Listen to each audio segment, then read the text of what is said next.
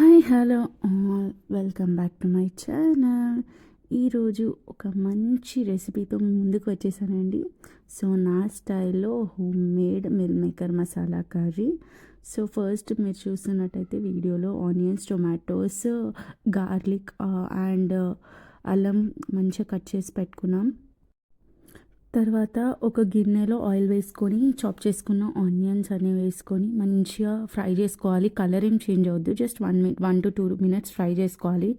తర్వాత stove off చేసి onions చల్లారబెట్టుకోవాలి. తర్వాత ఆనియన్స్ని రోట్లో వేసుకొని మనం కొంచెం కచ్చపచ్చగా దంచుకోవాలి. సో యాక్చువల్లీ గ్రైండ్ చేయవచ్చు, బట్ గ్రైండ్ చేస్తే మొత్తం పేస్ట్ లాగా అయిపోతుంది. గ్రేవీకి ఇలా కచ్చపచ్చగా ఉంటేనే చాలా బాగుంటుంది. ఆ టేస్ట్ అనేది మనం ఎక్స్పీరియన్స్ చేయగలుగుతాం. అండ్ తర్వాత అందులోనే లవంగాలు, కొన్ని గార్లిక్ పీసెస్ అండ్ అల్లం కూడా వేసుకొని మనం మంచిగా పేస్ట్ చేసుకోవాలి. సో ఈ ప్రాసెస్ అంతా మనం ఫస్ట్ చేసి పెట్టుకుంటే కర్రీ చేసేటప్పుడు చాలా ఈజీగా ఉంటుంది. అండ్ నెక్స్ట్ సేమ్ ప్యాన్ని మళ్ళీ స్టవ్ మీద పెట్టుకొని ఆయిల్ వేసుకోవాలి. సో ఆయిల్ వేసుకొని అది హీట్ అయ్యాక అందులో మనం బిర్యానీ స్పైసెస్ వేసుకోవాలి. అండ్ నెక్స్ట్ మనం దంచుకున్న ఆనియన్ పేస్ట్, అల్లం వెల్లుల్లి పేస్ట్ అంతా వేసుకొని మంచిగా పచ్చివాసన పోయే వరకు కలుపుతూ ఉండాలి.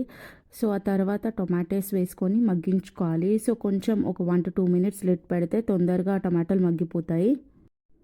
సో టమాటో మంచిగా మగ్గిన తర్వాత అందులో మీరు కావాలనుకున్న స్పైసెస్ వేసుకోవచ్చు. లైక్ సాల్ట్, కారం, పసుపు, ధనియా పౌడర్ అండ్ జీరా పౌడర్ అలాంటివి ఏమన్నా ఉన్నా కూడా వేసుకోవచ్చు. సో నేనైతే ప్రజెంట్ ధనియా పౌడర్, కారం, సాల్ట్, పసుపు అన్నీ వేసేసి కలిపి కొంచెం లిడ్ పెట్టి ఒక 1 to 2 minutes మొత్తం మసాలాస్ అంతా పట్టేటట్టు చేశాను. సో ఈ మసాలా అంతా వేగేలోపు మనం హాట్ వాటర్లో మిల్ మేకర్ నానబెట్టుకోవాలి.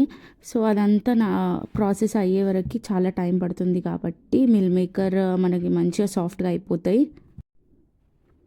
సో మన వేసుకున్న మసాలా అంతా వేగిపోయిన తర్వాత అందులో నానబెట్టుకున్న మిల్ మేకర్ వేసుకొని ఒక 1 minute కలపాలి.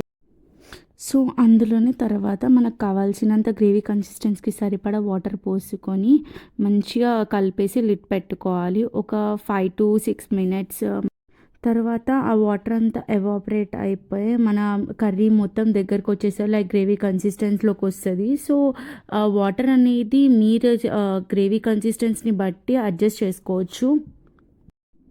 ఇంకేమైనా సాల్ట్, కారం, మీకు ఏమైనా స్పైసీనెస్ తక్కువ అనిపిస్తే అది మీ స్పైసీ లెవెల్స్ని బట్టి మీరు అడ్జస్ట్ చేసుకొని లాస్ట్లో కూడా యాడ్ చేసుకోవచ్చు వాటర్ యాడ్ చేసిన తర్వాత.